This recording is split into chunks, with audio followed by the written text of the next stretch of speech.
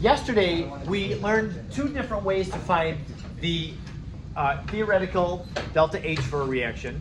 There's still one more that we'll talk about today. The bond energy table, I told you that is not as reliable. The heat of formation table is our standard for finding delta H of a reaction. I think the bond energy values, though, are important for us to understand the whole bond breaking in the reactants and bond forming in the products ideas. So there will be questions about bond energy. Now, if you'll notice, looking at the homework assignment, the practice, not the practice test, the questions that are assigned in the homework don't have anything from chapter 8. So the bond energy questions will not show up in the quiz for the chapter. Chapter 10 shows up a few questions on that. I'll have to talk about that tomorrow. Chapter 10 has to do with energy involved when a solid melts or a liquid boils, phase changes. But yeah, the bond energies are going to be on the practice test and test, not on the quiz, because it's from a different chapter. So what my slide is the last one that we did yesterday, coming up with the delta H for this reaction using bond energies, very similar to what we did today in the reading quiz. Find the total amount of energy broken from the bonds breaking, and then the total energy given off when the bonds form, and add those two together. We move on now to our third determination of the delta H for a reaction, and that would be something called Hess's law. Now, as I look over this slide, now that I have made it and published it, I think, this is not a great slide because there's too much compressed into it. What I would like to do is just take and only look at about half of it at first. Hess's law says that if you have two or more equations describing like a series of chemical reactions, if you add those equations together and get an overall equation, then the delta H of that overall equation would be the sum of the delta H's of the individual ones that you added together. I'll show you what I mean by that with this example. Now, by the way, Hess's law goes really closely with the heat of formation table. If you find a delta H using Hess's law, it'll be the same delta H as you would find using the heat of formation table. So it just depends on what information you're given in a problem. Either one will get you to the right answer. So consider this reaction right here. I should have made this bold because this is what we call our target equation. So nitrogen, when it reacts with two oxygens, makes two NO2s. This is a simple enough reaction. It's a synthesis reaction, synthesis of a simple compound. But it turns out it's not that simple. This reaction actually occurs in two steps. Nitrogen doesn't just react with oxygen and automatically make NO2. What happens is nitrogen and one of the oxygens will combine to make nitrogen monoxide in the first step. And then the nitrogen monoxide continues to react with another oxygen molecule to make nitrogen dioxide, and that's our ultimate product. But this reaction, as you see, is a two-step reaction. First it makes NO, then the NO reacts. So the NO in this reaction is what we call an intermediate. It shows up, but then it gets used up. So it's not part of the overall equation. Now, each of these steps involved in making the NO2, each of the steps has a delta H value. The first step has an endothermic delta H, and then the last step has an exothermic delta H. Now, if we add these two reactions together, and adding them together, you'll notice that the NO in the intermediate is produced and then gets used up. Two get produced, two get used up. So when we add them together, you don't have any NO because they've ended up canceling. Oops. That cancels that. Those are both gone. So we have nitrogen plus two oxygens, they're right there. And then the two NO2s are produced in the product. Hess's law says that the delta H for this overall reaction is the sum of the delta H's of the two reactions we added together. It's pretty simple, really. 180 positive, 112 negative gives us a positive 68 kilojoules for the delta H of this overall reaction.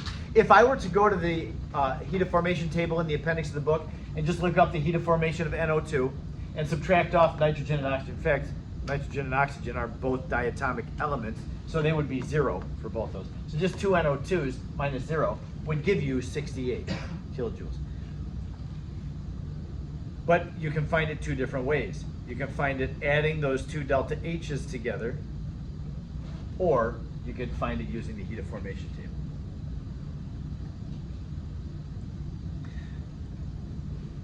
Now, I've got a couple of things about Hess's law. One thing is Hess's law takes advantage of the fact that delta H is a state function. I had mentioned state function, I don't know, a day or two ago.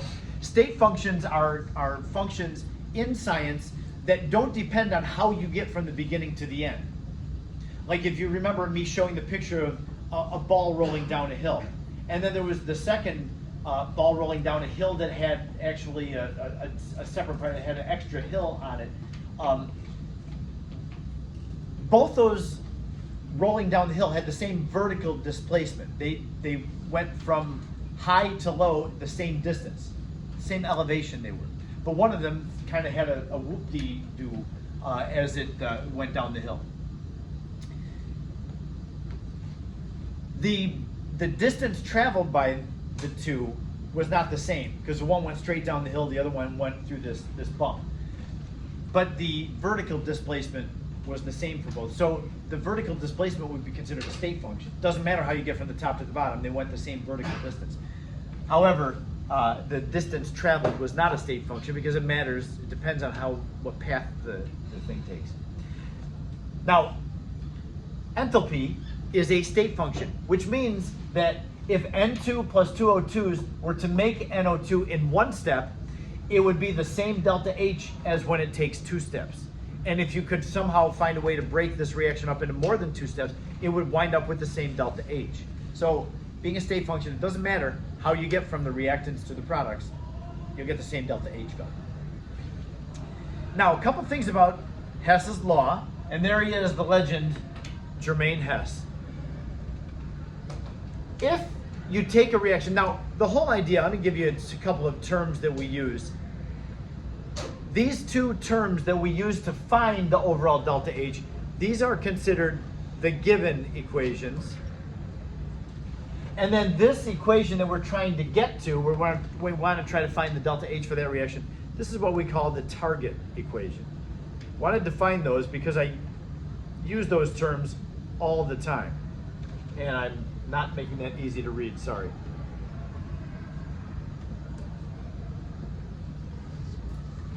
Given equations, we know the delta H's of those, and target equation, we're trying to find the delta H of that one. These two, very simply, you just add the two given equations together, the way they're written, and you get the overall target equation. Sometimes you will have to manipulate your given equations so that you add the equations together to get the target equation. So that's what these 2 bullet points are on the next slide. If you need to take one of your given equations and flip it around so that you can add the equations and get your target, you can do that, but you'll have to change this sign on your delta H value. Now let me show you what I mean by that. So if I were to take this first equation, the nitrogen plus oxygen yields 2 nitrogen monoxides. The delta H for that was 180 kilojoules. So this reaction takes in 180 kilojoules when it happens. If we needed to turn that reaction around, that's fine. We can do that. The 2 NOs, we can make the reactant, then the N2 plus O2 will make products. So just turn the thing around. But when you do that, now you're breaking the bonds that formed and you're forming the bonds that were made, or that were broken, sorry. So that means that your delta H is the same numerical value, but with the opposite sign. So turn the reaction around, the delta H would be negative 180 kilojoules. Just like with that bond energy table, we had talked about how when the bonds break, that amount of energy is positive, but if the bond forms, it's the same amount of energy, but it's given off, so it's negative. I'll show you what I mean by these 2 bullet points too. We'll do a couple of examples of this. The second thing is, sometimes you're going to have to multiply through a reaction by some multiple. You'll use the same multiple on the delta H. So if if I were to multiply this thing through by 2, and we've had to do that before, like when you have to get the electrons equal when we're doing the half reaction method. We have to multiply some reactions through by some multiple. Well, with thermochemical reactions, which you're given the delta H value, you have to multiply the delta H by that multiple as well. So like if I double the amount of nitrogen, oxygen, and double that number, if I'm breaking twice as many nitrogen molecules apart, that means I'm going to have twice as much energy given off or taken in. So whatever change you affect to the equation, the same change applies to the delta H. I want to give you a couple of examples of this. The first one is an extremely easy, it's almost insultingly easy example. And then the next one is a little bit more challenging for us. Here's our first example. Graphite, the carbon in the form of graphite, reacts with oxygen to make CO2. It's got a certain delta H value. Diamond reacts with oxygen to make CO2. That's got a certain delta H value. Now, just on the surface of this thing, diamond does react with oxygen to make CO2. And there's this common saying in the world that diamonds are forever. Well, chemistry says that's not true. That the diamond actually does react with oxygen in the air and it produces CO2.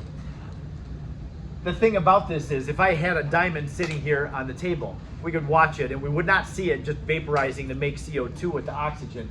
It takes a long time for that to happen. Why? Because the activation energy is extremely high. So it does happen, but it's ridiculously slow. Like it would take billions of years for a diamond, like even a small diamond, to change the CO2 and the oxygen. So anyway, on paper it looks like it can happen, but it really doesn't. It's way too slow to watch it happen. But here's my question. These two equations are given, and then this one is my target equation. The question is, what is the delta H when graphite changes into carbon, or into diamond? Carbon is diamond. All right, well, we can use these two equations.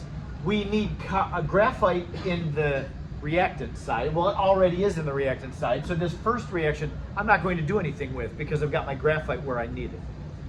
But I need diamond in the products. I only see one diamond term up here. It's right there in the reactants of equation number 2. So I need to take equation number 2 and turn it around, get the diamond in the product. So we can do that. We'll just turn this thing around. CO2 yields carbon is diamond plus oxygen. So I just switch the reactants and products. And then the delta H of that now is positive 396. Now I've got my reactants and products where they should be, and hopefully everything else just drops out of it. And sure enough, it does. If I add the first equation plus this corrected second equation, the corrected one in green, what will happen is the CO2s cancel out, the oxygens cancel out, and we're left with graphite yields diamond.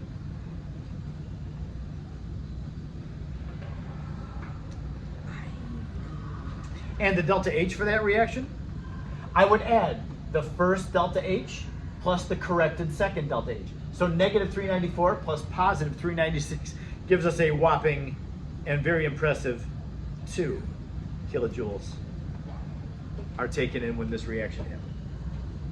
Now, man, does this look easy? Graphite changes into diamond, and all you need to add is 2 kilojoules of energy. Does that seem right? 2 kilojoules of energy is not much energy. We'll walk, like we can walk around the school building and burn 2 kilojoules of energy. And then yet, graphite, which has almost 0 value, can change into a diamond. So I could put a chunk of graphite on a hot plate and change it into diamond. Is that what this says? That's what it looks like. But why? Turns out that there is more involved than just the energy, the amount of heat going into it. Diamond does have 2 kilojoules more enthalpy in it, but there is something else about changing graphite into diamond. It does need, does anybody know what conditions we have to have for diamond to be made? What is it, Maya? It's the pressure. You need incredibly high pressure. Do you know how much pressure is needed? It's unbelievable. It's like, it doesn't even seem possible. 1,001 billion kilopascals. Look it up. Go to Google and ask Google, how much pressure does diamond need to form?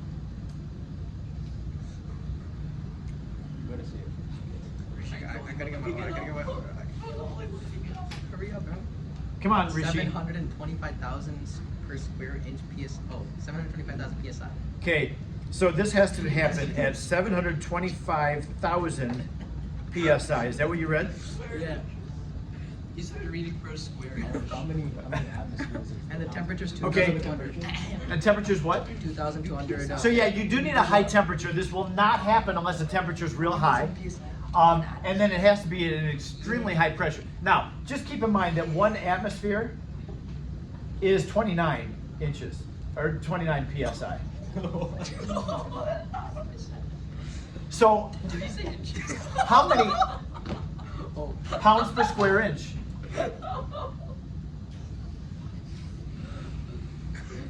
I'm missing something, I guess. You were definitely on. Okay, okay. Me too. I was wrong about what? No, I don't know why they're laughing. Okay, okay. He started reading it in inches as well. Inches of mercury. It's the same Yeah, thing. it's the same thing. Millimeters of mercury, inches of mercury. He's laughing. So this amount of pressure, if we divide 725,000 by 29, it gives us around 50,000 atmospheres of pressure are needed to change graphite into diamond. It's amazing. So diamonds do occur naturally on the Earth. As you know, we wouldn't have diamond unless they showed up naturally. But man, it's unbelievable. So I think diamond has to happen like where tectonic plates are pushing against each other. You've got a huge amount of pressure in a condition like that. I was going to say something else about that too. Oh, there are companies, and you may have heard of this before. There are companies that you can send samples of carbon to and have the company produce a diamond out of it, which is a little bit morbid, but we'll talk about it anyway. You can, if you have a loved one that dies, have their body cremated. Some people do this with their pets. Have the body cremated, send the ashes to this company, and they'll make a diamond, and you can have it mounted on a pendant or whatever. You can wear the diamond. It's expensive. I don't know how much it costs, but I know it costs a lot. So synthetic diamonds are a thing these days, and it's kind of weird, but kind of cool at the same time to think of that. But yeah, I think it's pretty expensive, like thousands expensive. Like 2,000. All right, so that was a very simple example of a Hess's Law problem. Now let's take a look at the next one, which was taken out of the book. Of course, the Zumdals are not going to give you carbon and graphite, very simple thing. They're going to challenge you in some way. So take a look at this one now. Given these two equations, with their delta H's, can we use these to find the delta H of this reaction?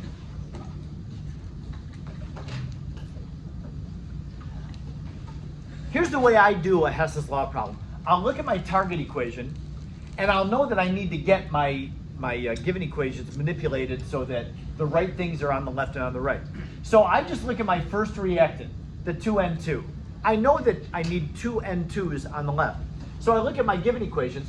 The second equation of my given equation does not even have N2 in it. The only N2 I see is over in this first equation.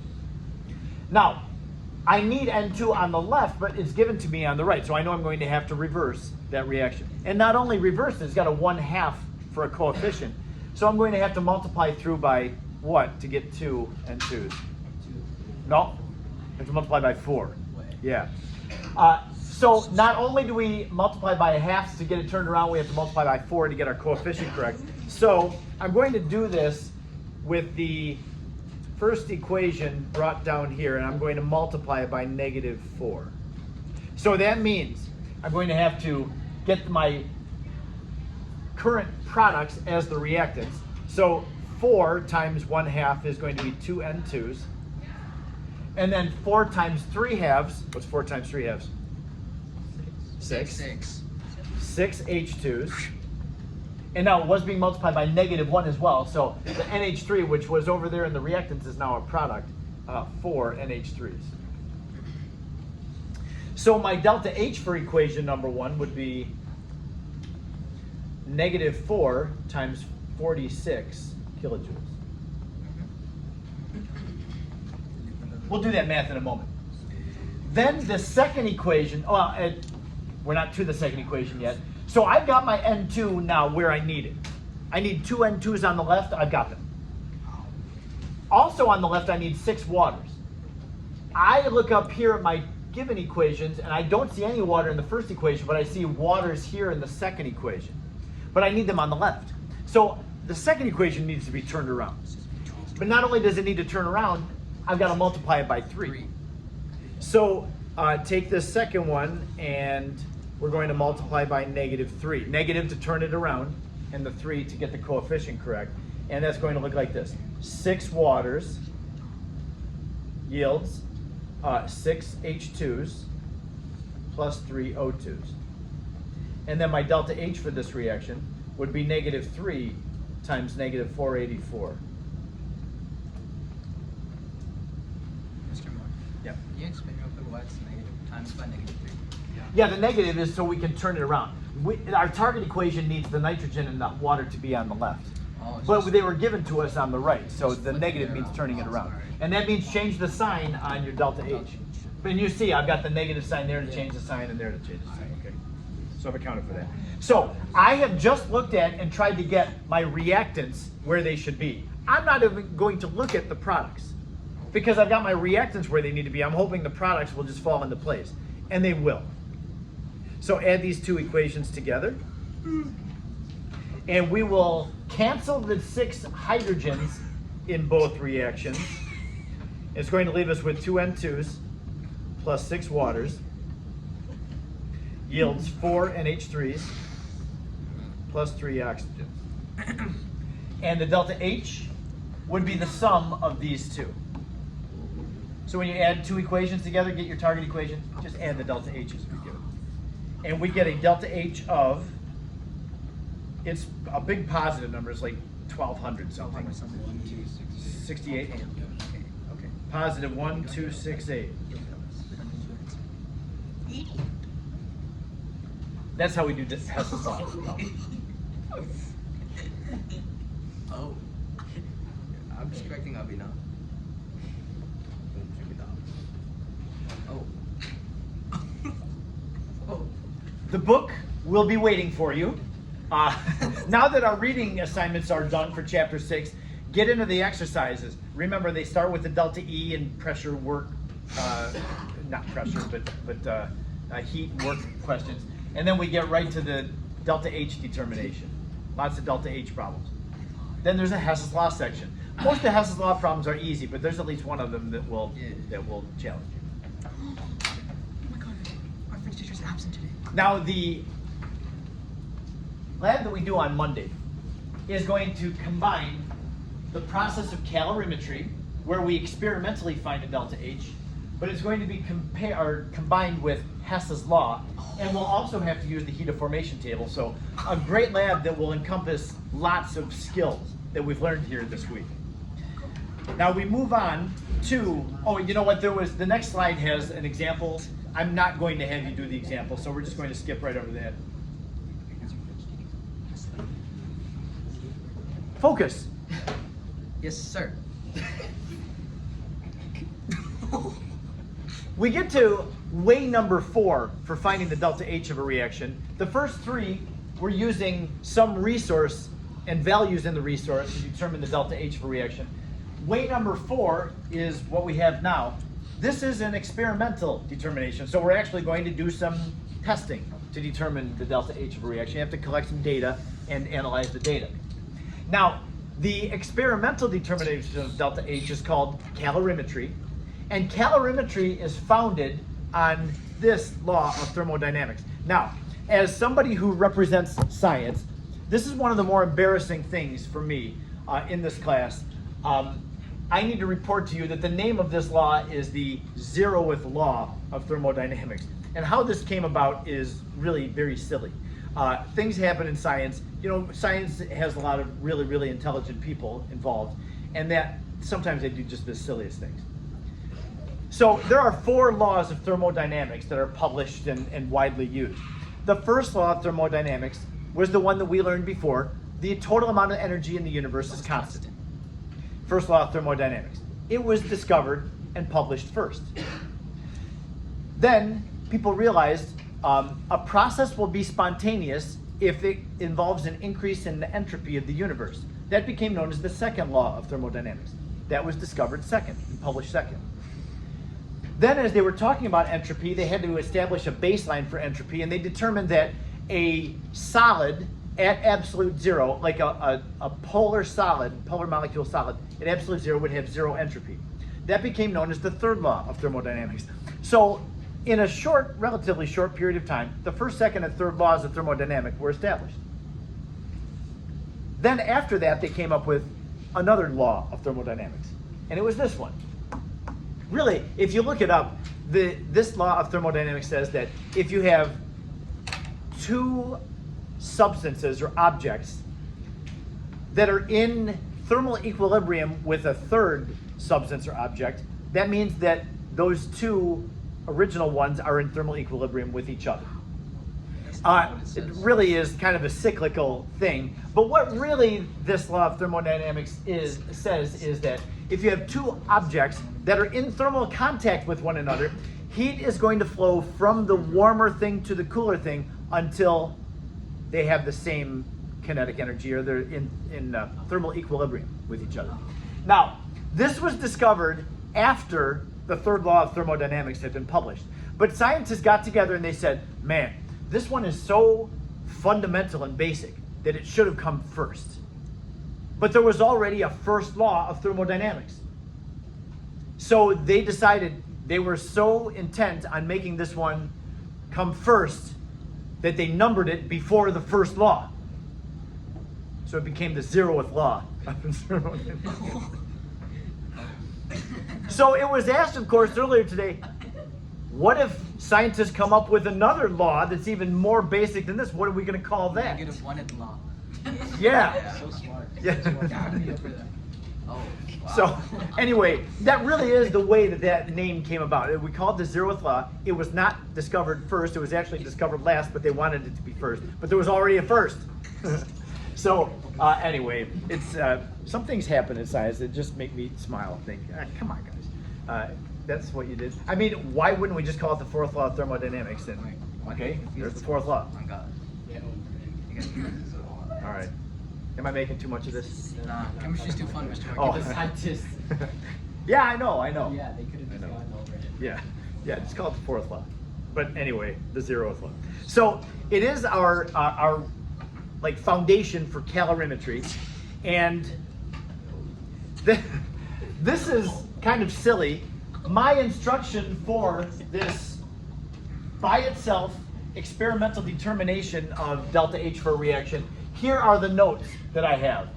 The 0th law of thermodynamics says that Q gained equals negative Q lost.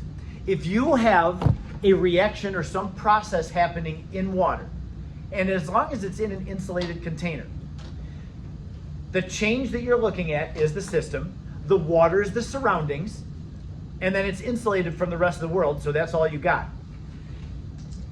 The amount of heat, and there's some process that's going on, so there's got to be some exchange of heat. The amount of heat gained by something equals the amount of heat lost by the other thing. That's exactly what the 0th law of thermodynamics says. Q gained plus Q lost equals 0, which also can be expressed as Q gained equals negative Q lost. The thing that lost heat is going to have a negative Q value. They're equal to each other. Now with this relationship, we have this formula. Now I went around, I just surveyed my first hour class. Shake your head yes, and you don't have to do this. I asked them, shake your head yes if you've seen this before, and shake your head no if you've never seen it before. And most of the people were shaking their head yes. I had a number of people though that said, no, I never saw Q equals MC delta T before. I'm surprised about that. We should have done that in Chem 1. So I'm going to define the variables on this. You know how we have the formula, it's up at the top of the slide there. Delta E equals Q plus W. I was assuming that everybody was very familiar with Q. You might not have been. The Q represents heat. I know I had talked about that a few days ago, but the Q is heat. Heat is determined by using this formula. Q, experimentally determined. Q equals M times C times delta T. So the Q, I'm going to define the variables right here. Q is heat. The M is mass. Mass of the substance or mass of the object. I'll come back to the C. The delta T is delta T. It's the change in temperature. In fact, I'll just say TF minus TI. TF minus TI. See, it's not a very nice F, it's a curvy F. Then my C term. C is the, and I'm going to actually need a couple of words, so I'm going to write it through the word insulated. Specific heat capacity. Oh yeah. Oh, Mr. Wood, didn't you just say like Q equals MCAT or whatever? Yeah, it's the MCAT formula. Yep. Isn't that like a test? It is, but like it's not necessary. Yeah, it's the pre-med school is the MCAT. Yeah. Okay, so Q equals MC delta T. That specific heat capacity, that's the only thing that's really new to us if you've never seen it before. The specific heat capacity is a constant for every substance. Everything, gold has a specific heat capacity, iron does, aluminum does, copper does, everything, and water of course does. Everything has a specific heat. It's one of those properties that, that is like given for every substance. What it is, it connects these other three terms. Specific heat capacity tells us how much heat it takes to raise 1 gram of a substance by 1 degree Celsius. How much heat it takes to raise 1 gram of a substance by 1 degree Celsius. Some things are very easy to change the temperature of, and they would have a low specific heat. Some things are hard to change the temperature. You have to add a lot of heat to them. They have a high specific heat capacity. Now, I'm going to give you waters. You may remember if you've done this before. Water's specific heat is, does anybody remember it? Yeah, there it is. 4.18. 4.18. I will give you this value. You'll use this a lot. You won't really need me to give you this value because you're going to use it so frequently it'll just come to you. But I will have this on tests and quizzes. The unit on specific heat capacity is a compound unit. It's joules per gram degree Celsius. Joules per gram degree Celsius. Now what that means is for water, water takes 4.18 joules to raise every gram of it by 1 degree Celsius. That's what that means. It turns out that water has an incredibly high specific heat. And when I say high, of all the naturally occurring substances, water is not only the highest, but by far it's the highest. It's crazy. All metals are like between 0.1 and 1. Metals are in a pretty narrow range, like all metals are from 0.1 to 1. Water is way higher with a specific heat of 4.18. Ethanol is kind of high with a specific heat value of 2. And then there's water that just towers over everybody else with 4.18. Water has a high specific heat. That's why there is Earth, that the life is possible on Earth, is because water has a high specific heat. If water was low, then the sun would beat down in the ocean would heat up real hot and evaporate, and we would dry out the oceans, and we would, the temperature of the Earth would fluctuate big time, like the other planets do. Mercury, my gosh, Mercury is close to the sun. One side of Mercury is hundreds of degrees, and the other side is like less than 100, at least less than 0 Celsius, because it has no atmosphere to hold any heat in, and it just cools right up. But yeah, the fact that our planet is mostly covered with water, and that water is real stubborn about changing temperature, that's why we can have life here. So this formula we will use. Now let's see, I'm looking at the clock. I think we can do this this example problem in 7 or so, 7-8 minutes. So let's take a look at this. We will do more examples tomorrow. This may be a little bit overwhelming if you've never seen Q equals MC delta T, so just hang in there, we'll talk about this tomorrow too. It says, this is from the book, in a coffee cup calorimeter, and when it says coffee cup, it just means an insulated container. It sounds all fancy, a coffee cup calorimeter. It's actually not fancy at all. A coffee cup could be like a styrofoam cup you get at the dollar store. Styrofoam's a wonderful substance. By the way, I'll just tell you this too. I'll tell you, you can imagine how disappointed I was. There is actually another type of calorimetry, and you won't do it in this class, but if you take a college chem lab, you may wind up doing it. And the first I had ever heard of this, it was my first year of college. I was 19 years old. Imagine a 19-year-old Mr. Moore learning that there's going to be a type of calorimetry that we're going to do in the lab called bomb calorimetry. Bomb calorimetry. Do you think I was excited to learn to do Yes, bomb Mr. calorimetry? Moore. Oh yes, I Because was. the word bomb. I was terribly excited. It's because of the word bomb. But yeah, for sure. A 19-year-old boy, you know, I'm thinking, oh yeah, let's get to the bomb calorimetry and let's spend the whole semester doing that.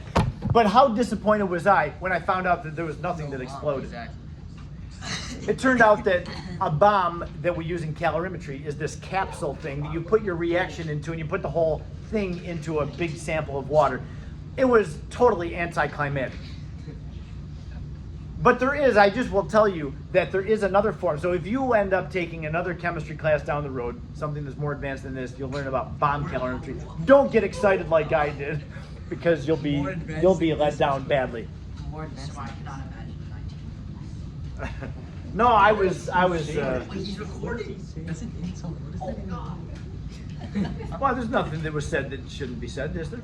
Was there? All right. What? Okay, so a coffee cup calorimeter, we've just got like insulated cup that we have our reactants in, and the change happens.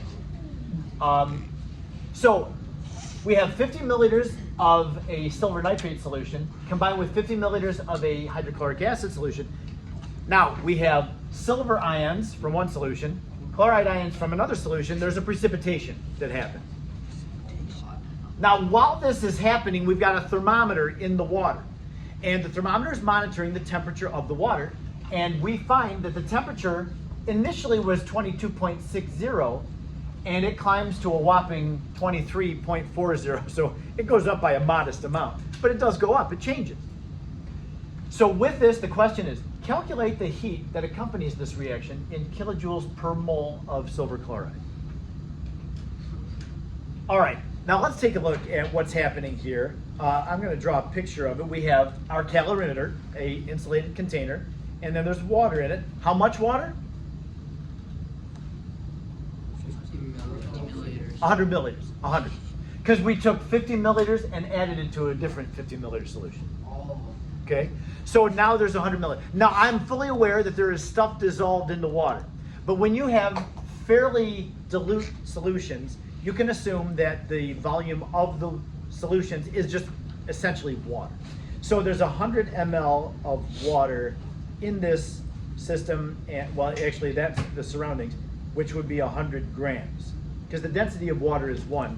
So we're going with the density, the mass of this sample of water is 100 grams.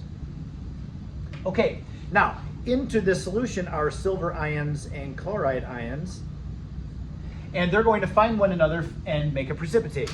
So you'll have all this solid silver chloride on the bottom of the container at the end. As this reaction happens, energy is warming up the water. Energy is being given off by the reaction between the silver and chloride and warming up the water. So the question is, what is the heat that accompanies this reaction? AKA, what is the delta H of this reaction? So delta H is calculated like this. We're first going to find the Q of the water. This is the way that we always do calorimetry questions. You're always going to first find Q for the water.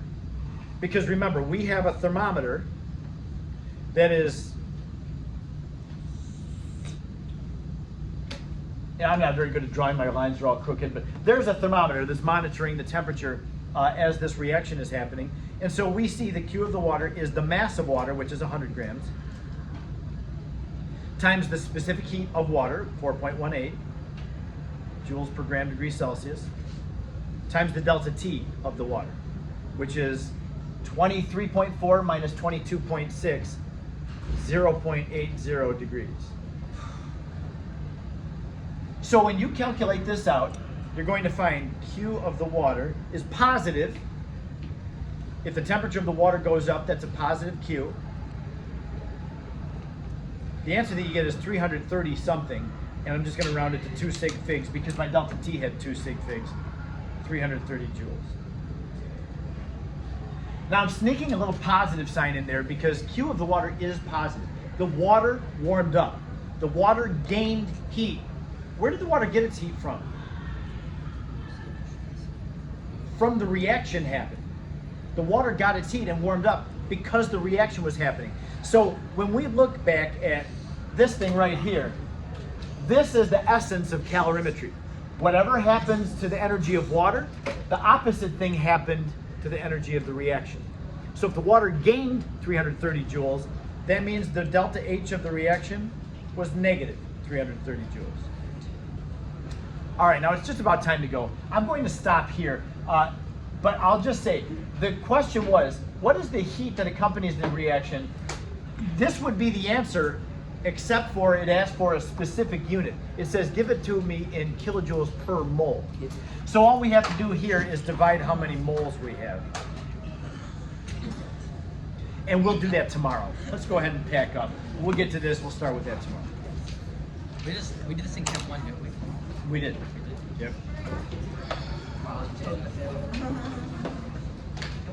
Now, we weren't together in Chem 1 last year, Rishi. You only came into Chem 2.